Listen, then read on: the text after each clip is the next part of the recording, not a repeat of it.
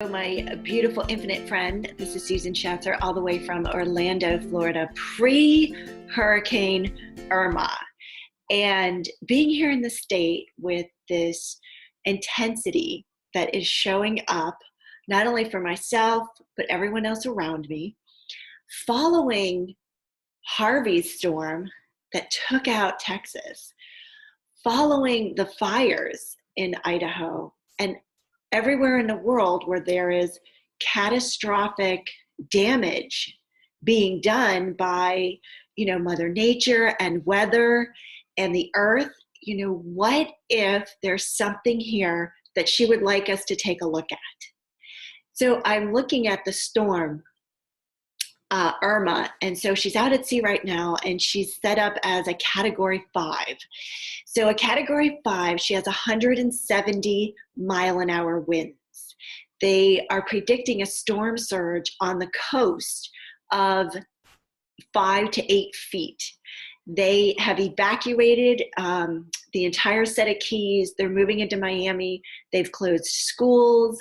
They have the military here. They have police officers at the gas stations. They've asked patrol. They've asked all the gas stations, starting from Miami, moving up the state, to stay open as long as possible, and as the evacuation takes place, so everyone can get fuel, so they can get the gas they need to get out, to get to safety. And then our governor has established a police escort for those gas station attendants and owners that are staying, to help everybody else to then get out themselves. So there are a lot of things that have been initiated with this storm Irma that haven't been in place before, that it's encouraging to see. There are a lot of the college students. I know my roommate from college, her son is down here in Tampa. And they said to the kids, look, you can voluntarily evacuate now and go, or you can, stay and check in on campus. We want your name, your phone number, your contact information, and where you're going to be on campus. And then if it comes to an evacuation situation where that college near Tampa needs to be evacuated, then they're all going to go together. They'll all leave at the same time. And I just thought that was such a huge gift to the students, to be able to say, okay, hey, I know you don't have anyone in the area. We're going to hang in here with you until we all have to go together. And so no one felt, left out or, you know what I mean, just like on their own with no place to go. So I think it is so interesting, because I'm normally I am from Massachusetts, and we have northeasterns that come in and out up there, and you lose power, you lose heat, you're stranded. You can't necessarily even get out on a road, because the roads are all either packed too high with snow or an embankment, or it's too icy and you happen to be, on a hill, or just it's too dangerous to be out.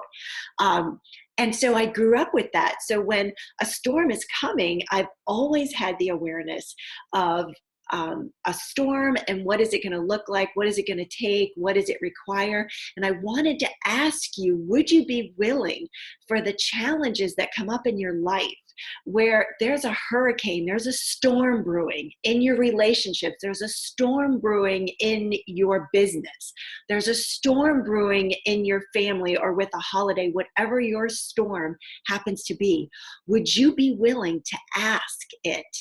Because it does have an energy of its own. Like Irma right now, she's a hurricane. She's out there. She's got some strength.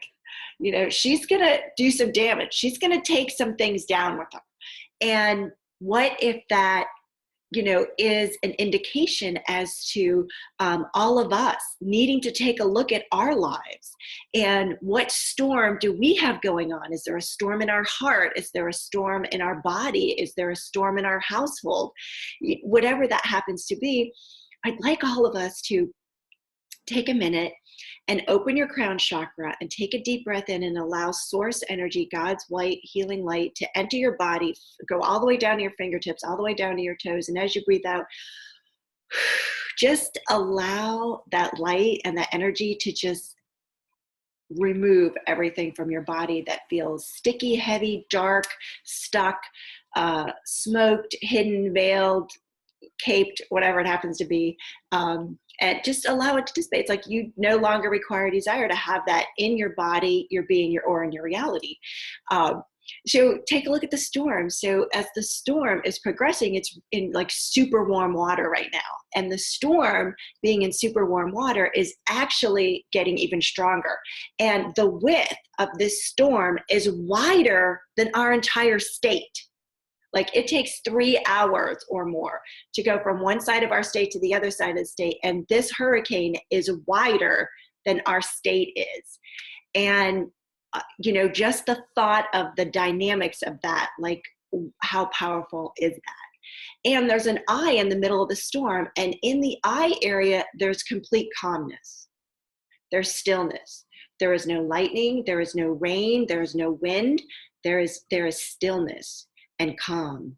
And I ask you to look at your storm, and would you be willing to open your eyes to the storm that you have brewing and look at where it's calm, where it's peaceful, where it's not windy, it's not raining, there's no damage that's happening, it's still.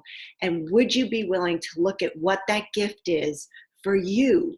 Because you're a part of this huge circle, this huge cycle, this huge storm that's going around and around and around. It's wreaking all this havoc and all this damage and creating all this panic and all this mystery and all this intrigue and everything, the franticness of the storm. Would you be willing to go into the eye where it's calm?